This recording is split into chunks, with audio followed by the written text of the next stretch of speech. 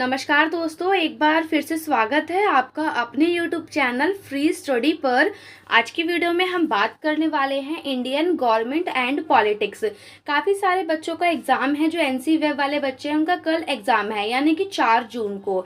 उनके लिए क्वेश्चन बहुत इंपॉर्टेंट होने वाला है और सोल वाले बच्चों का एग्ज़ाम बाद में है, तो उनके लिए भी जो वीडियो है बहुत हेल्पफुल रहेगी। जो भी बच्चा सेकेंड सेमेस्टर में है उनके पास माइनर पॉलिटिकल है, तो कई बार क्या होता है पॉलिटिकल है, अगर ये आपका नाम है बुक का, तो ये वीडियो सभी बच्चों के लिए हेल्पफुल है, चाहे माइनर में हो चाहे मेजर में हो, चाहे फर्स्ट सेमेस्टर में हो चाहे सेकंड सेमेस्टर में हो। तो देखिए क्वेश्चन क्या आता है। क्वेश्चन आपसे पूछता है कि भारतीय स्वतंत्रता के पश्चात देसी रियासतों के विलय का वर्णन करना है। या कई बार क्वेश्चन को डायरेक्टली पूछ लेगा कि कश्मीर, जूनागढ़ और हैदराबाद का भारत के अंदर विलय कैसे हुआ, आपको ये बताना होता है। ठीक है, तो सबसे पहले आपको यहाँ पे पता होना चाहिए कि आखिरकार जो देसी रियासतें हैं, देसी रियासतों का मतलब क्या होता है, रियासतें क्या होती हैं, तभी तो आप बता पाओगे ना कि जब हमारा देश आज़ाद हुआ था तो भारत के अंदर वो कैसे मिली। जो कि कश्मीर थी, जूनागढ़ थी और हैदराबाद था, इनका विलय हमारे देश के अंदर मीन्स हमारे भारत के अंदर कैसे हुआ। तो कैसे आपको लिखना है देखते हैं वीडियो में। अगर अभी तक आपने चैनल को सब्सक्राइब नहीं किया है तो चैनल को सब्सक्राइब ज़रूर करिए, वीडियो को लाइक और कमेंट करना ना भूलें। ठीक है, अब स्टार्ट करते हैं अपनी वीडियो को कि आगे आपको कैसे लिखना है। सबसे पहले देखिए आपको परिचय बताना है। परिचय में आप ये बताओगे कि 1947 में भारतीय स्वतंत्रता के समय, यानी कि जब देश आज़ाद हो रहा था उस टाइम पर लगभग 565 रियासतें थी। मीन्स अलग अलग स्टेट थे, अलग अलग अपने राज्य थे, स्वतंत्र राज्य थे। वो जो है बिल्कुल ब्रिटिश सरकार से अलग थे। सरदार वल्लभ भाई पटेल ने उनमें से लगभग 562 को भारत के अंदर शामिल कर लिया था। बची हुई जो 3 थी उनको शामिल करने में बहुत प्रॉब्लम हुई थी। पहला कश्मीर है, दूसरा जूनागढ़ है, तीसरा हैदराबाद है। क्योंकि बाकी जो है 562 तो वो तो इजी हो गई, मतलब जो है ऐड हो गई। हुआ क्या था, जब हमारा देश आज़ाद हुआ था, जब ब्रिटिश शासकों ने हमारे देश को आज़ाद किया, तो उन्होंने बोला कि भाई आप जो जितने भी रियासतें हैं उनके पास 3 ऑप्शन हैं। या तो वो अपना स्वतंत्र राष्ट्र बना सकती हैं, दूसरा ऑप्शन है या तो वो भारत के अंदर शामिल हो जाएं, और तीसरा ऑप्शन है या तो वो पाकिस्तान के अंदर शामिल हो जाएं। तो 565 रियासतों में से 562 जो है वो राजी हो गई थी भारत के अंदर शामिल होने के लिए। बाकी की जो बची हुई 3 थी जिनका नाम मैंने आपको बताया, उनको ऐड करने में बहुत सारी कठिनाइयों का सामना करना पड़ा, वो हम समझेंगे। अब देखिए, जब ब्रिटिश शासनकाल चल रहा था सन 1947 से पहले, तो जो हमारा भारत था वो 2 भागों में बटा हुआ था। पहला तो था ब्रिटिश भारत, जहां पर ब्रिटिशों का अधिकार था। दूसरा था भारतीय देसी राज्य, जिन्हें हम रियासतें कहते थे, यानी कि भारतीय देसी राज्य या रियासतें सेम वर्ड है। ठीक है, या ये लिख के आए या ये दोनों का मतलब एक है। तो अभी आशा करती हूँ कि रियासत का मतलब आप समझ गए होंगे। रियासत का मतलब होता है कि एक भारतीय राज्य है, यानी कि भारतीय राज्य है। ब्रिटिश राज्य के दौरान रियासतें उन्हें कहा जाता था जो स्वतंत्र एवं स्वायत्त राज्य थे, मतलब वो अपने आप में एकदम स्वतंत्र थे, फ्रीडम थे, किसी के अधीन नहीं थे। और आम बोलचाल की भाषा में इन्हें रियासत या रजवाड़े या देसी राज्य कहा जाता था। इसका मतलब वो किसी के अंडर में नहीं थे, वो खुद थे, स्वतंत्र थे और स्वायत्त थे। अब देखिए हम यहाँ जानेंगे कि कैसे तीनों का विलय हुआ भारत के अंदर। सबसे पहले बात करते हैं कश्मीर की। जो कश्मीर का जो विलय है हमारे देश के अंदर होने में बहुत प्रॉब्लम हुई थी ऐड करने में, बट क्या क्या प्रॉब्लम थी और कैसे हुआ वो हम जानेंगे। देखो, कश्मीर एक देसी रियासत बन गया था, क्योंकि आपको पता है कि 16 मार्च, क्योंकि थोड़ा आपको हिस्ट्री बतानी होगी इसकी। जब भी आप एक लिखोगे पेपर में तो हिस्ट्री बताओगे कि 16 मार्च 1846 को ब्रिटिश के कब्जे में आने के बाद जो कश्मीर है, कश्मीर एक देसी रियासत बन गया था, मीन्स एक देसी राज्य था। ठीक है, इसे जम्मू कश्मीर के महाराजा गुलाब सिंह ने अंग्रेजों से खरीदा था। यानी कि जो गुलाब सिंह जो राजा थे उन्होंने कश्मीर को अंग्रेजों से खरीदा था। और जम्मू कश्मीर अकेली ऐसी रियासत रही जहां पर अंग्रेज का राज नहीं चल सका। महाराजा गुलाब सिंह एक कुशल योद्धा और मंजे हुए राजनीतिक थे। महाराजा हरि सिंह उन्हीं के वंशज थे। क्योंकि जब 1947 के टाइम पर कई बार क्वेश्चन मतलब पूछेगा तो नहीं आपसे शॉर्ट में, बट मैं फिर भी बता रही हूँ, जब 1947 में हमारा देश आज़ाद हुआ था और कश्मीर को हमारे देश में ऐड करना था, तो उस टाइम पर जो महाराजा हरि सिंह थे वो वहाँ के मतलब वो थे, शासक थे। और वो किसके वंशज हैं? वो गुलाब सिंह के ही वंशज है। गुलाब सिंह कौन है? गुलाब सिंह वो हैं जिन्होंने कश्मीर को अंग्रेजों से खरीद कर अपना भारतीय रियासत बनाया था। ठीक है। और जो गुलाब सिंह थे वो एक मंजे हुए राजनीति और एक कुशल योद्धा थे। और गुलाब सिंह के वंशज ही हैं महाराजा हरि सिंह, जो 1947 में वहाँ के शासक थे।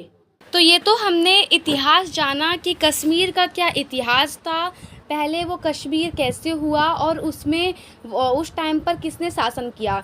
उसके बाद आपको लिखना है कि जब भारत आज़ाद हुआ तो उस टाइम पर क्या स्थिति थी।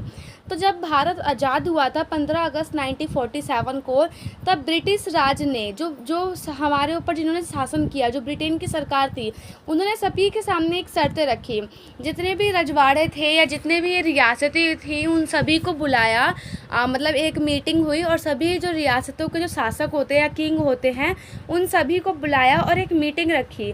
उसमें उन्होंने बोला कि भाई अब तो हम आपको छोड़ के जा रहे हैं यहाँ से, बट आप यहाँ पर आपके पास 3 ऑप्शन है, या तो आप भारत के अंदर आ जाओ, या आप पाकिस्तान में चले जाओ, या आप एक स्वतंत्र राष्ट्र बन जाओ। तो फिर इस कंडीशन में जो मतलब कश्मीर था, कश्मीर के जो महाराजा हरि सिंह थे उन्होंने कहा कि ना तो हम भारत में जुड़ेंगे और ना ही पाकिस्तान में। बट कोई बात नहीं, वो जो समय है वो वहीं तक नहीं रहा, आया दिन आगे 24 अक्टूबर, या मतलब अक्टूबर का दिन आया, क्योंकि ये अगस्त की बात है। ठीक है, सितंबर भी था। और फिर धीरे धीरे जब ये कंडीशन चली रही थी सारे ही राज्यों में, सभी रियासतों के अंदर, तो जिन्ना की जो नज़र थी वो कश्मीर के ऊपर थी। अब जिन्ना कौन थे? जिन्ना जो है, जब पाकिस्तान आज़ाद हुआ था उसके संस्थापक थे। मीन्स एक टाइप से कह सकते हो जैसे यहाँ पे हमारे यहाँ पे सरदार वल्लभ भाई पटेल थे, या कह सकते हैं कि जो नेहरू जी थे, इस टाइप से जो बड़े बड़े लोग थे ना संस्थापक, तो उसी टाइप से जिन्ना जो थे वो पाकिस्तान के संस्थापक थे। तो भारत आज़ाद हुआ तो पाकिस्तान अलग देश बन गया। पाकिस्तान के संस्थापक जो है वो मोहम्मद अली जिन्ना थे, और अली जिन्ना की जो नज़र थी वो कश्मीर पर थी। उन्हें लगता था कि कश्मीर मुस्लिम बहुल है, मतलब कि कश्मीर के अंदर जो बहुत सारे मुस्लिम लोग रह रहे हैं, इसलिए कश्मीर को ना हमारे देश में शामिल होना चाहिए, मीन्स पाकिस्तान में शामिल होना चाहिए। ऐसा किसका सोचना था? ऐसा था जिन्ना का सोचना। जिन्ना ये सोच रहा था कि भाई जब अगर कश्मीर के अंदर लोग मोमडन हैं तो कश्मीर को पाकिस्तान के अंदर शामिल हो जाना चाहिए। बट वहाँ पर जितनी जनसंख्या मोमडन की थी उतनी ही जनसंख्या वहाँ पे पंडितों की भी थी, मीन्स हिंदुओं की भी थी। ठीक है, तो उनका ऐसा मतलब थिंकिंग थी। फिर इसीलिए उस पर पाक का हक होना चाहिए, ये उन्होंने सोचा कि वहाँ पर मुस्लिम है इसलिए उस पर जो अधिकार है वो पाकिस्तान का होना चाहिए।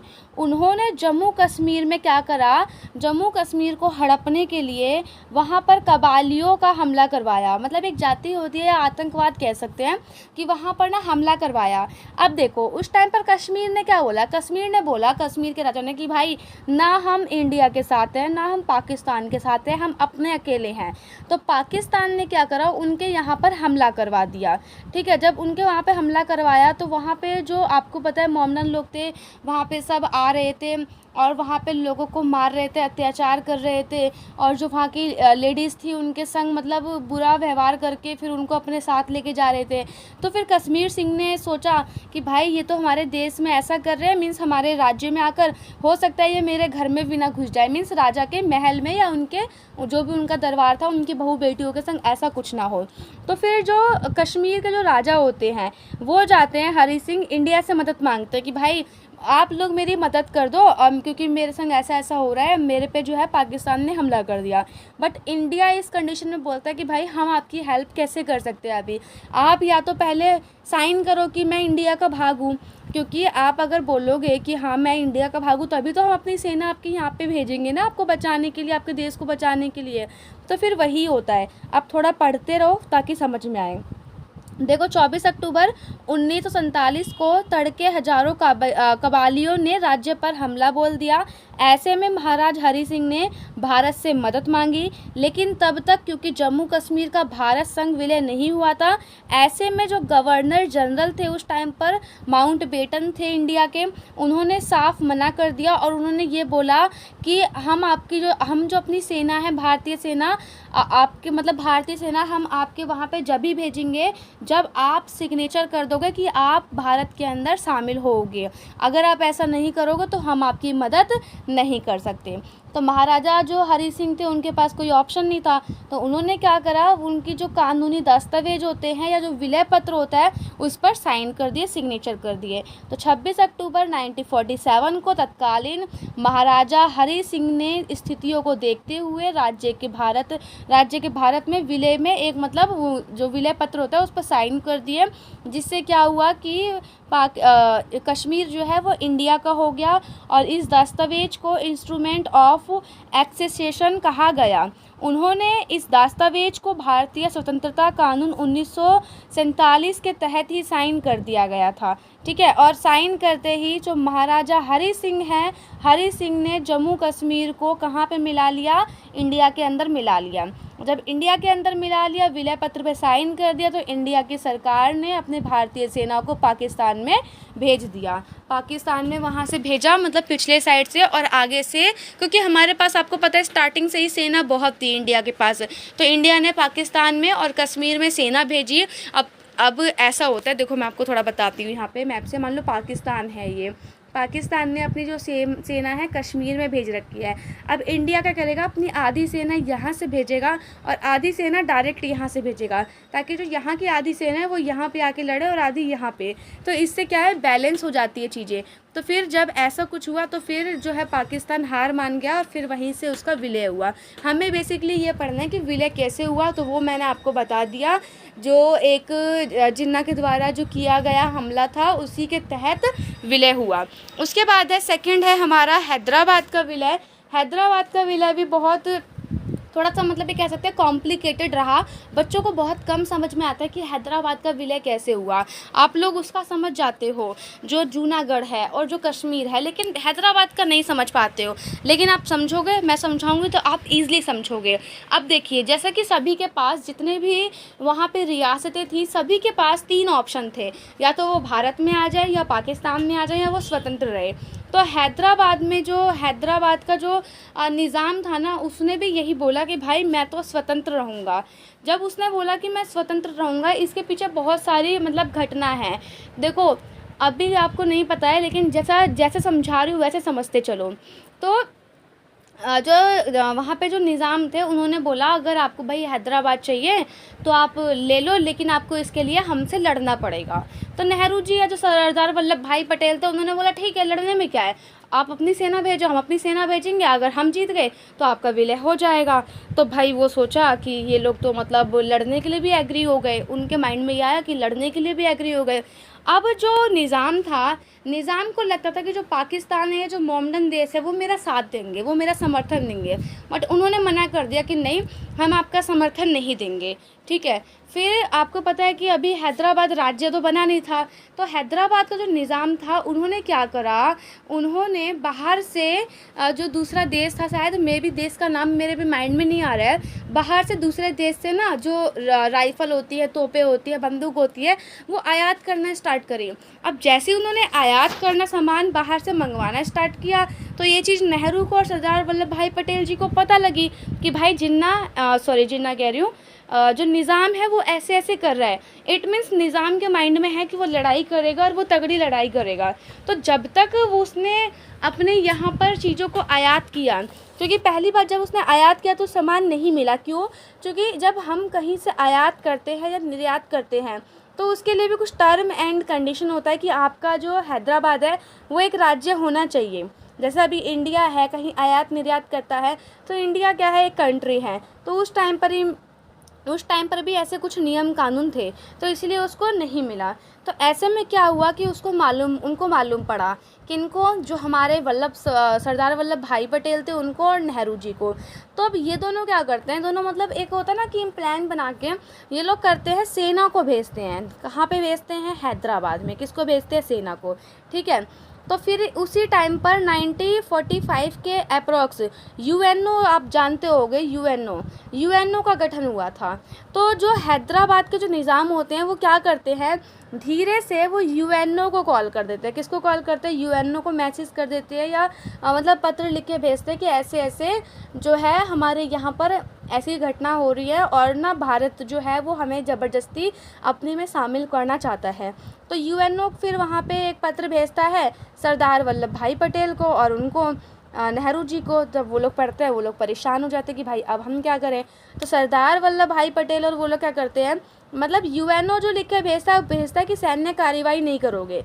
सरदार जी दिमाग चलाते हैं यहाँ पे, वो बोलते हैं ठीक है, हमें सेना जो है सेना वाली कार्रवाई करने के लिए मना किया है ना, ठीक है हम सेना कार्रवाई नहीं करेंगे, वो पुलिस कार्रवाई करवा देते हैं। ठीक है। कई बार क्वेश्चन आता है कि सरदार वल्लभ भाई पटेल जी ने या हैदराबाद के अंदर में पुलिस कार्रवाई क्यों करवाई गई, क्योंकि सेना कार्रवाई करवाने के लिए यूएनओ ने मना कर दिया था।